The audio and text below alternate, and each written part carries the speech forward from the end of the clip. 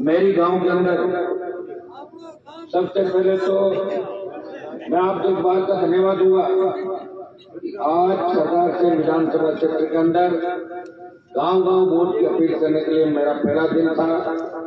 आज शुरुआत करी गुजरात से और मेरी के अंदर आया कम से कम 2-3 दर्जन ट्रैक्टर कनेक्ट किया, 7 ट्रैक्टर।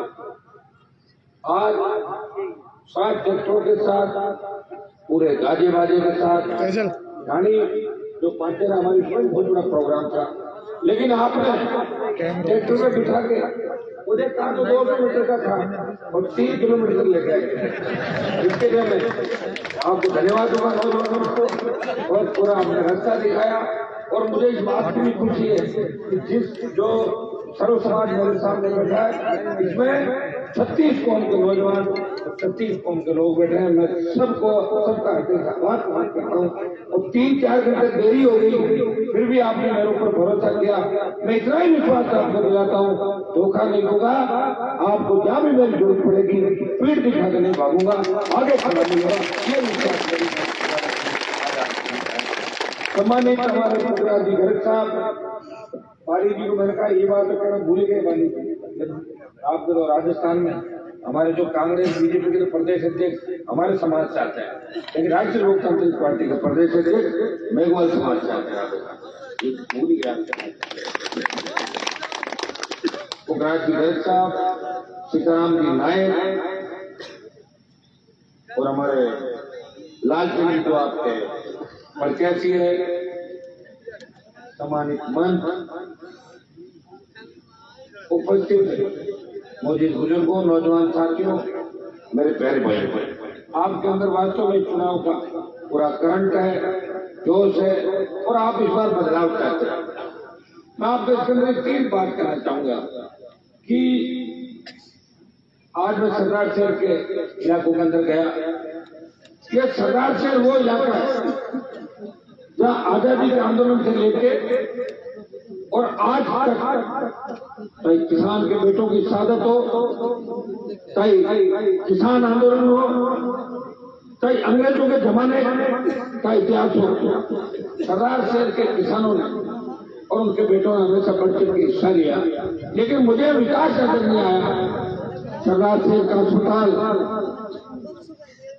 जहाँ आम आदमी को सुविधाएं उपलब्ध नहीं होती, नेर के नाम का सड़क 50 साल तक दिखाया गया और नेर बहुत नजदीक के इलाके के अंदर तारानगर सरदार से अगर यहाँ के इलाके के नेता शायद इस बात को मजबूती से रखते तो सरकारों के अंदर अच्छे पदों पर भी रहे और तारानगर और सरदार से इलाके आबाद हो जाते। यहाँ के किसान भी हनुमानगढ़ गंगानगर जिले के किसानों के साथ मजबूत होते, सिंचाई का पानी आ जाता। लेकिन दुर्भाग्य इस बात का कि हर आदमी अभी मेरे पूर्व वक्ताओं ने तो बात कही, परिवारवाद के बहुत जाल के अंदर ऐसे फंसे और जो मैंने सिस्टम देखा है यहाँ पे कि किस तरह वोट मांगा जा रहा है कि सहानुभूति पे वोट दे दो। क्या करोगे सहानुभूति? वोट ले भी लोगे तो कांग्रेस तो खुद वेंटिलेटर को दी, कांग्रेस की स्थिति क्या राजस्थान में। या मैं एक अधिकारी को टेलीफोन कर रहा था तो मुझे पहले साहब ये बताओ गहलोत रहेगा घटेगा, तो मैंने कहा क्या दिक्कत कर रहा था, सीधा लगने वाली 4 महीने में डर क्यों रहे हो? उन्होंने पूछ रहा हूँ क्या होगा। तो पूरी कांग्रेस में संशय है, पूरे राजस्थान की जनता को ही पता नहीं कि कांग्रेस पार्टी 2 फाड़ हो गई, 3 फाड़ हो गई। अगर अनिल शर्मा को चुनाव जीता भी दोगे तो कौन सी विकास की आंधी ले आएगा यहाँ पर? जब इसके पिताजी काम नहीं कर पाए 40 साल, तो ये 4-6 महीने में काम नहीं कर पाएगा। तो दूसरे कांग्रेस के विधायक उनका हालचाल क्या हालचाल है? आप अगले लेवल में कई विधायक होंगे, कितना काम उन्होंने कांग्रेस पार्टी के राज में करा दिया। कांग्रेस होटलों में और बाड़ों में रही। कोरोना के अंदर किस तरह 50 लाख से ज्यादा हमने हमारे लोग खो दिए कोरोना में। देश के अंदर लंपी से गाय चली गई हमारी, रोजगार में सारा वैक्सीनेशन हो गया। अब आप देखते हैं छोटे छोटे नौजवानों को हार्ट अटैक हो रहा है। क्या करें? हर दूसरा आदमी बीमार है। हाँ ये सही है कि हमें बीमारी जरूर इन सरकारों ने मिलकर देश को बीमार कर दिया, प्रदेश को बीमार कर दिया। यहाँ मुस्लिम समाज की भी बड़ी आबादी है, सरदार शहर के अंदर बड़ी तादाद के अंदर वोट है और मेरी गांव के अंदर भी वोट है।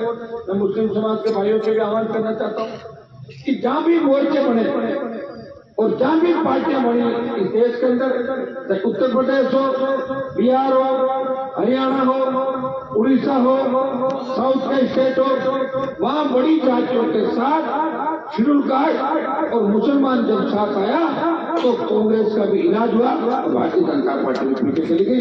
ये मुस्लिम भाई राष्ट्रीय लोकतांत्रिक पार्टी पे भरोसा करके अपनी पार्टी माने मैं आपको विश्वास दिलाता हूँ कि मैं सर्व समाज को साथ लेकर चलूंगा। एक अपने जैसे कहीं जाता है ना, छूट होती है तो एक के साथ एक फ्री होता है ना, एक के साथ एक फ्री। अब आप लालचंद जी को अगर जीता दोगे तो लालचंद जी के साथ तो 4 फ्री आएंगे, 3 तो एमएलए आएंगे, एक में एमपी फ्री रहेगा, 3 एमएलए, एक एमपी, एक लालचंद जी। हम पांचों मिलकर सरकार से का विकास कराएंगे, यहाँ के जो आपके सपने उनको पूरा करेंगे। इतना विश्वास मैं आपको दिलाता हूँ। बिजली, पानी, सड़क, स्कूल की तमाम समस्याएं, फसल बीमा किसानों को मिलता नहीं, रोज धरना प्रदर्शन, अभी गाँव की समस्या आपने बताई, राशन डीलर, मैं आपको विश्वास दिलाता हूँ अगर पूरा गांव सहमत है तो फिर हमें कोई दिक्कत नहीं है। हमें तो दिक्कत जब होती है जब गांव आधा आधा हो जाता है और वोट टूटने की दिक्कत होती है, समझ गए ना। पूरे गांव में हमें कोई प्रॉब्लम ही नहीं है, करेंगे मदद आपकी, आप निश्चिंत रहें, मुझे लिख के दे देना।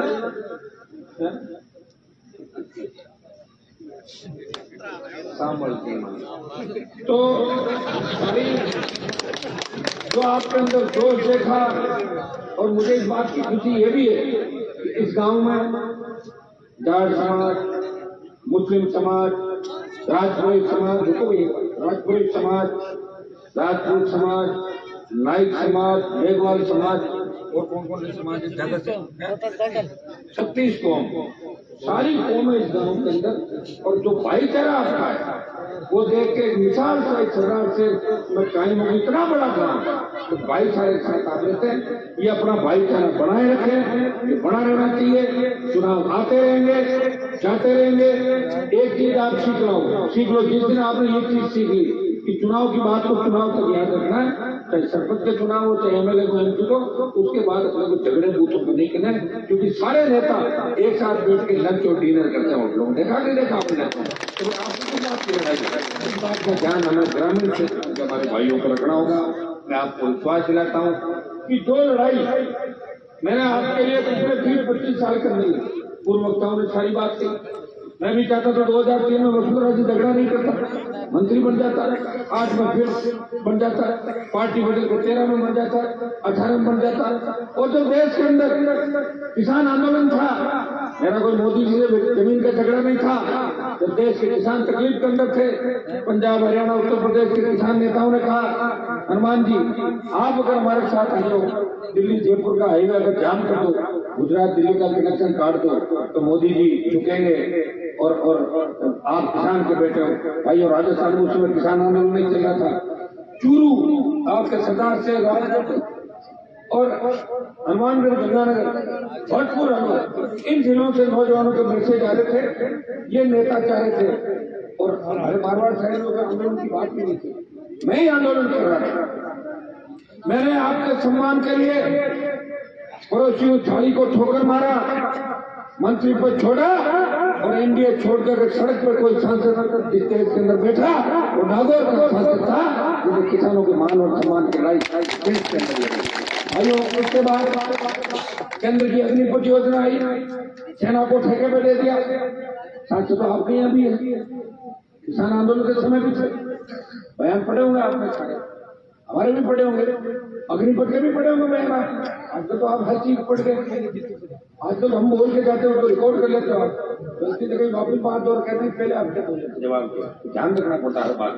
तो भाइयों, जब सेना को ठेके पे दिया, मेरे घर से कोई फौज में नहीं है, तो मेरा रिश्तेदार भी कोई सेना में नहीं, लेकिन मैं जिस इलाके के अंदर खड़ा हूँ, इस इलाके से शेखावाटी से हजारों किसान के बेटों भारत माता की रक्षा करते अपने प्राण न्यौछावर के बच्चे फौज में तो रोजगार के नहीं जाते, बच्चों के अंदर देशभक्ति का जज्बा है, अखबारों में छपा था, अमेरिका के अखबार का छपा कि भारत के अंदर वो बटालियन है, वो चार रेजिमेंट है जिसका जवान 20,000 फुट की पहाड़ी पर 50 किलो गोला बारूद और AK-47 राइफल लेके और दुश्मनों पर वार करता है। 20,000 फुट की पहाड़ी पहुंचता है।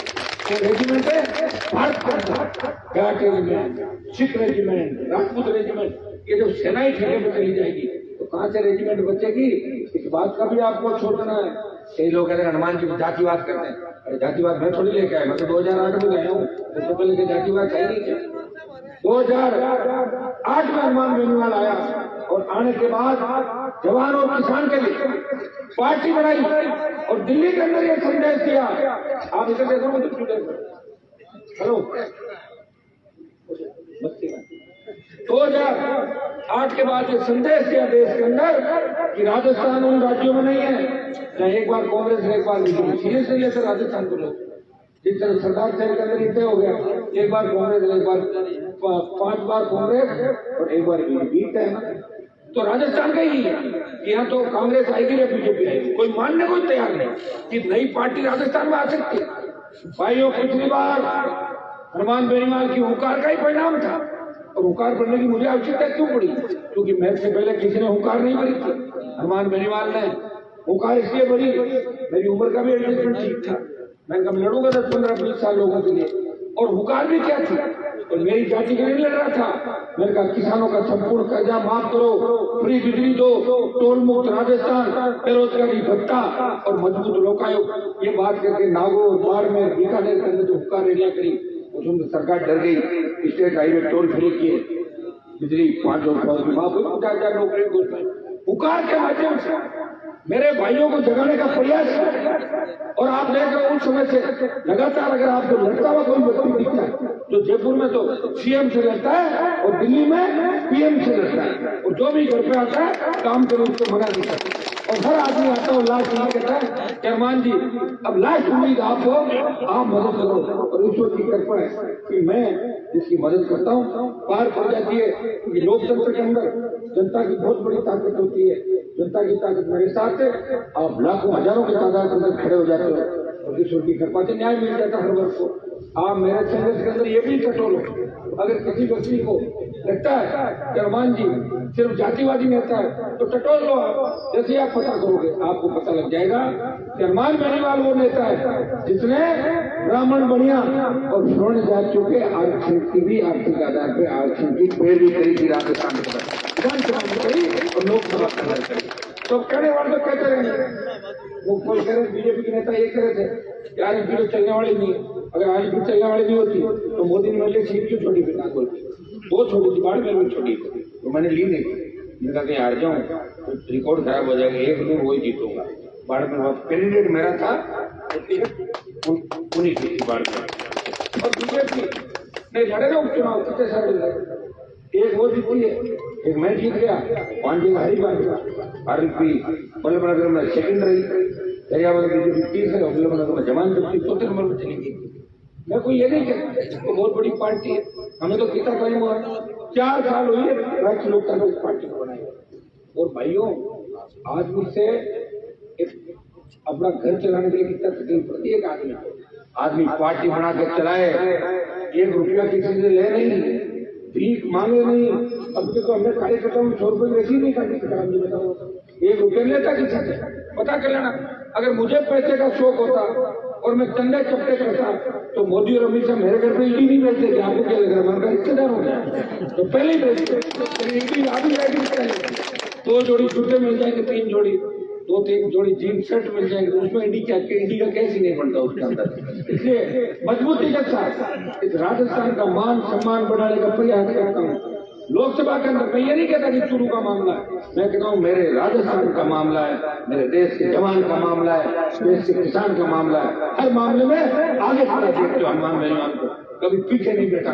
और मैं विश्वास दिलाता एक बार अगर आपने मुझे सत्ता के लिए बिठा दिया, ये सेमीफाइनल है, ये आप जिता दो, फाइनल मुकाबला पूरा राजस्थान जीता देगा। सरदार साहब की सीट से 50 सीटों में जब सरदार से जीतने का मतलब 50 विधानसभा सीट है। मारवाड़ तो तैयार है पूरा।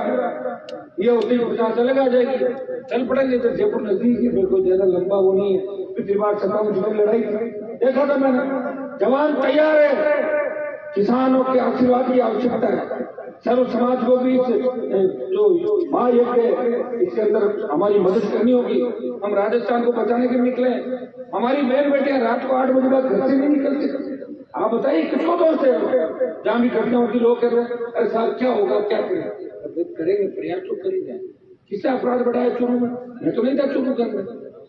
सारी जो व्यवस्था, रोजगार है नहीं बच्चों के पास, तो उल्टे सुल्टे काम कर रहे हैं, क्राइम कर रहे हैं।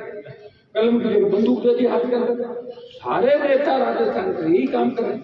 कोई बजरी माफिया से मिला, तो कोई पर्यटन माफिया से, कोई भू माफिया से, कोई दूसरा काम कर रहा है। तो भाइयों इसको ठीक कौन करेगा ये बताओ?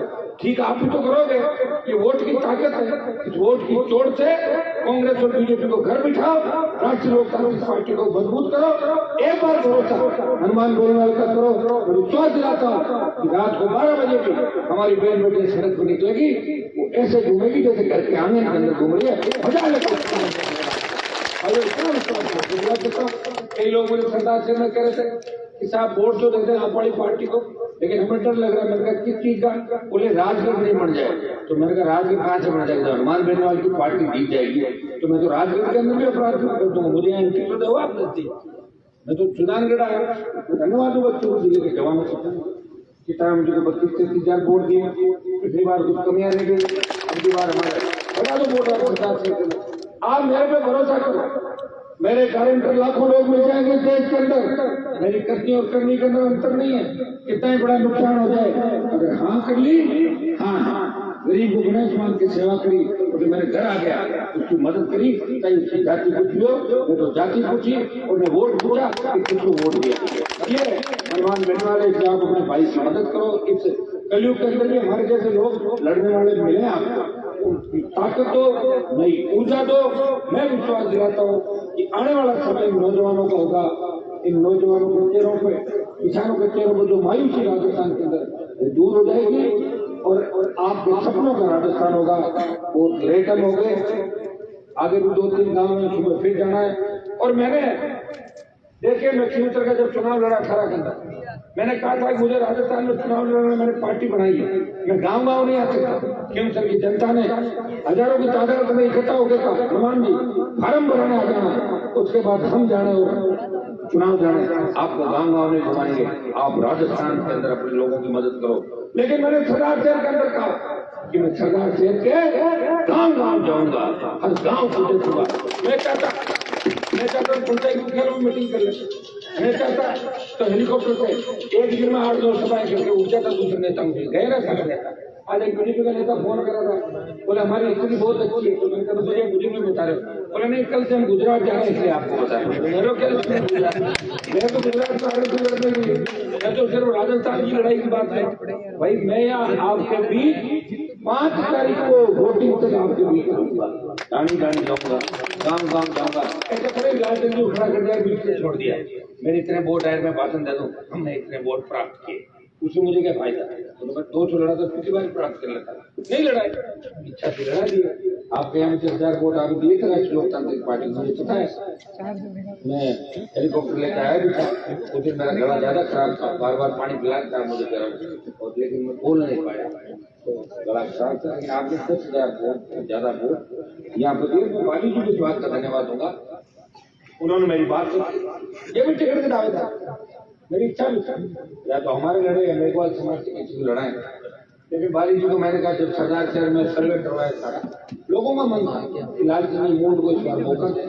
4 बार से डेली के चेयरमैन है, आपके अपने आपके बीच सीट है, तो बाली जी ने कहा टिकट है 2 मिनट कैसे लोग आप बताओ। लोगों का मन, तो इन्होंने कहा ठीक है आप जैसा निर्णय करो। तो बाली जी ने अगर मेरी बात मानी, तो बाली जी को इतना विश्वास दिलाता हूँ कि जो मेरे से एक बार जुड़ा है उसको मैंने दूर नहीं किया। मैंने सैकड़ों नए नेता राजस्थान में बनाए, इनको भी भरोसा दिलाता हूँ आने वाला इनका भी समय उज्ज्वल है। चूरू जिले में, राजस्थान में कहीं कहीं इनको भी साथ लेकर चलेंगे, भरोसा मैं दिलाता हूँ। और इनको धन्यवाद भी दूंगा कि आप हमारे साथ आज सुबह से नई ऊर्जा नौजवानों के अंदर बढ़ रहे हो। अच्छी बात, आप मजबूती की बात यहाँ पे कह रहे हो। और बाली जी आप पूरे अपने समाज के अंदर लोगों को इस बात के लिए समझाओ कि अपन किसी के पीछे वोट डालने का दरी बिछाने का और रैली में संख्या गिनाने का काम नहीं करें कि भाई रैली हो जब बुला लो और वोट डालना तो बुला लो और राज करना हो तो इनको दूर कर दो। इन समाजों को, इन लोगों को ये बात सिखानी पड़ेगी। जिस दिन हम ये बात सीख जाएंगे उस दिन ठीक होगा। मैं एक चीज आपको और कहूँगा कि पहले जो पार्टियां थी किसानों की, उनके नेता थे हरियाणा के, उत्तर प्रदेश के और बाहर के। अब आरएलपी के नेता कहाँ के? राजस्थान। मैं तो आपकी खुद की पार्टी का रिमोट कंट्रोल आप क्या सुना, डेपुटी को थोड़ी देर दिल्ली, डेपुटी दिल्ली यही नहीं फिक्र मांगना, ये मिल गया, ये परिवर्तित थे आप लोग थे, तय कर दिया। मैं आपको विश्वास दिलाता हूँ हनुमान बेनीवाल आपके साथ है। चुनाव का परिणाम कुछ भी हो मुझे पता है, आप हमेशा मेरा सहयोग करोगे, आगे मुझे बढ़ाओगे।